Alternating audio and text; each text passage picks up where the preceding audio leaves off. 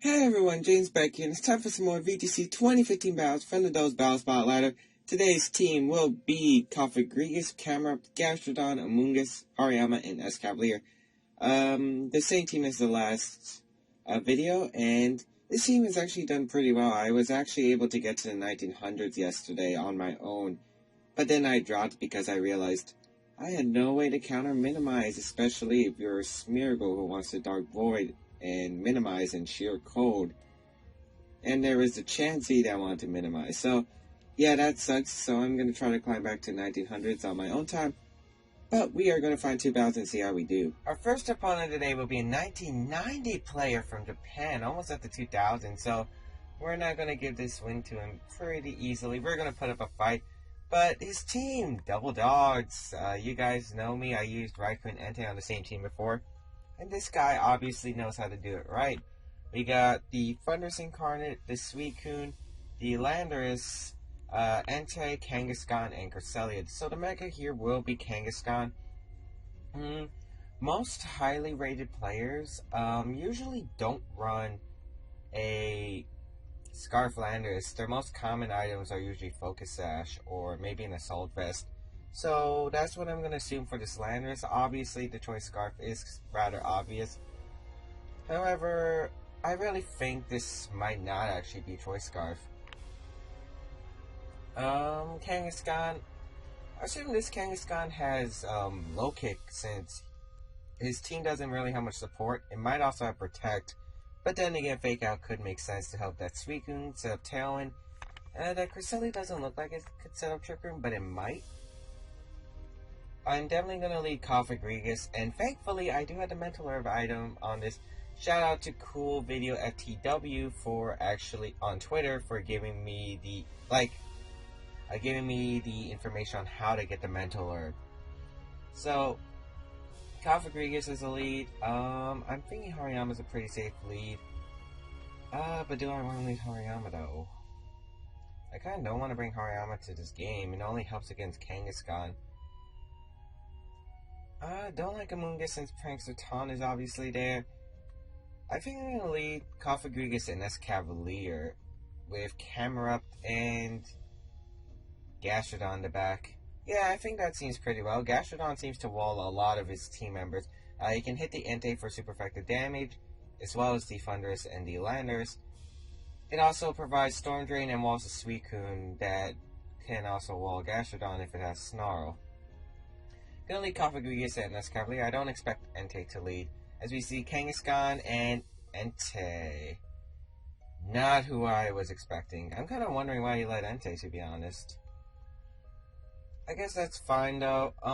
He's probably gonna fake out my Grigus if he has it, and go for like a Sacred Fire, which I can't really do much against.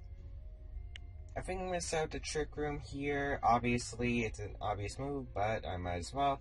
And send out Camerupt here. This is a rather obvious play, but the question is why don't I send out a Gastrodon? But my Gastrodon doesn't have Protect, and I don't want to take a double edge next turn. He's going to fake out my Grigus slot, which makes sense. He actually might double target now that I'm thinking about it. My Mummy's going to activate. And Sacred Fire, let's see who he targets. Probably Grigus, yeah. Which makes sense. Critical hit, unfortunately. No burn, but that crit was unfortunate. I might have actually lost that game just because of the crit, because now my Grigus is in another Sacred Fire range. I might as well set up the Trick Room again and go for the Earth Power. Yeah, go for the Earth Power into Entei, since as Entei states, that switches out into Cresselia. Great play by my opponent. I'm gonna guess he's gonna remain. Yep, his Kangaskhan's gonna remain normal form. Very smart play by my opponent. I should have read into that and went for the Heat Wave, but I didn't. As we see the double edge. Oh, right, he lost his Scrappy due to Mummy, so that's actually a misplay on my opponent's side. As I get the Trick Room off. Very, very.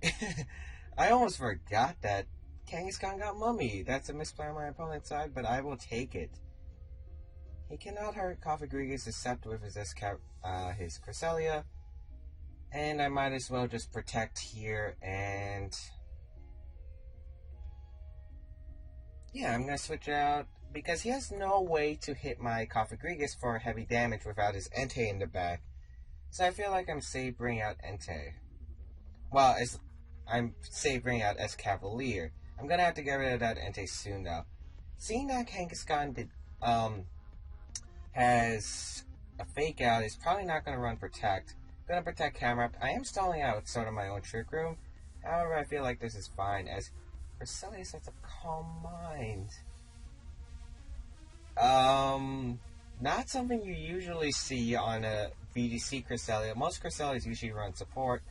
However, this one's running Calm Mind. However, it's fine as Cavalier can one-shot it. I'm gonna Drill Run and Heat Wave the Kangaskhan slot, knowing he can't protect.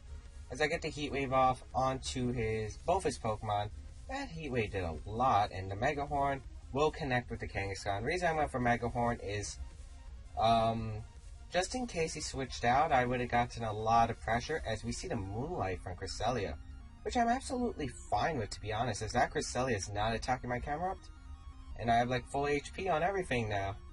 He's probably going to send out Entei and Protect, or he could switch down to his last Pokemon, which could be the Thundurus, which I'm assuming. He could also have Landorus in the back, as we see Thundurus. Okay. Here I'm going to Mega Horn and Earth Power the Cresselia slot, I think. Yeah. Going for that play. As Thundurus actually reveals Protect, I'm fine with that. As Earth Power obviously fails, I was predicting an Entei switch out, but Mega Horn should connect, and it will probably knock out this Cresselia. Yes, Mega Horn does knock out the Cresselia, who reveals Rocky Helmet. You see, Mega Horn is actually one of the few moves with Choice Band Cavalier that can knock out Cresselia, pretty much guaranteed. It's a really strong Pokemon, and obviously you can see it's doing work. Entei's going to come out here. And honestly, Entei cannot touch Gastrodon on the back, so all I have to do is double target this Thundurus with a Heat Wave and Mega Horn, and that will be game. He can't protect either, as the match is actually going to be forfeited. So 1990, taken down easily. Love this Trick Room Cofagrigus team. My opponent didn't have much to answer, but it was definitely a silly play to double edge. I almost forgot he got the Mummy, which kind of is embarrassing, but I honestly I only started using Cofagrigus yesterday. It was like the first time on VGC I was testing it, and it never really came up where my opponents went for a physical move on Cofagrigus, except a Bisharp who went for knockoff, but it really didn't matter then. Anyway, we're going to find our second battle and see how we do. Our next opponent today will be 1981 from Japan. We are getting some good battles today, with a very, very interesting team. Gengar, Breloom, Thundurus, Landorus, Tyranitar, and Azumarill. Very interesting team. Don't know who would be the Mega. He has two possible Megas, Gengar and Tyranitar. Gengar's usually more commonly a Mega, but I wouldn't be surprised if this is a Trick Room Gengar. Just because I know a lot of people, it's unexpected, and that's how you get high rating. You can use these weird tricks to get into your opponent's mind. Of course, Belly Drum Azumarill. That's gonna be annoying for my team, however my Gastrodon does pretty well against it. And I'm not sure if you want to bring Trick Room Gengar, even if he does have it. However, Spore is going to be annoying for my team to deal with. I do have Cavalier though, who wants to take those Spores pretty well.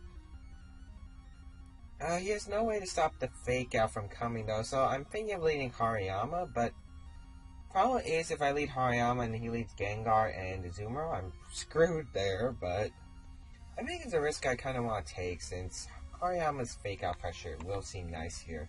So I think I'm going to lead Cofagrigus and Hariyama, going to bring the camera up, and I'm thinking as my last Pokemon will be Gastrodon. Gastrodon seems pretty well. Escavalier doesn't seem bad either.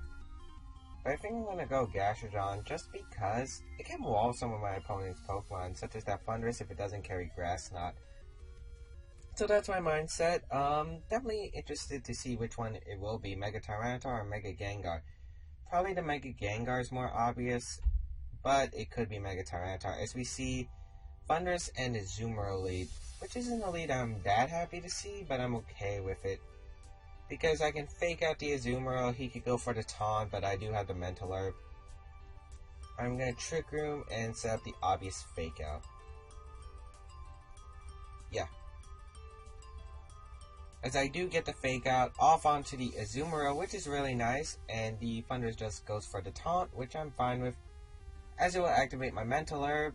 Really gotta love that item, as you think most of the metagame thinks that if taunt counts Trick Room, right? But there's those Pokemon that carry the Mental Herb.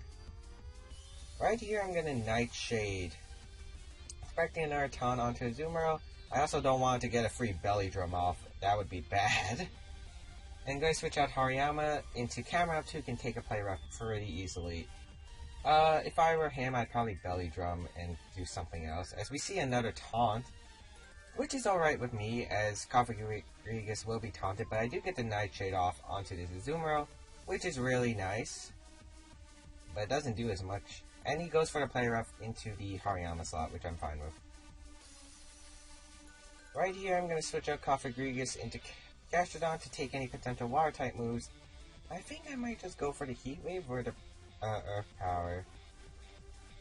Honestly, Thundurus is not a threat. I kind of just want to go for the Earth Power, to be honest. Because Thundurus is not a threat to me. Then again, Azumarill isn't really a big threat either. So this is kind of an interesting position where I kind of wall both my opponent's Pokemon. However, I think Earth Powering the Azumarill slot was the better call, just to prevent it from that Belly Drum, because Belly Drum will be annoying to deal with.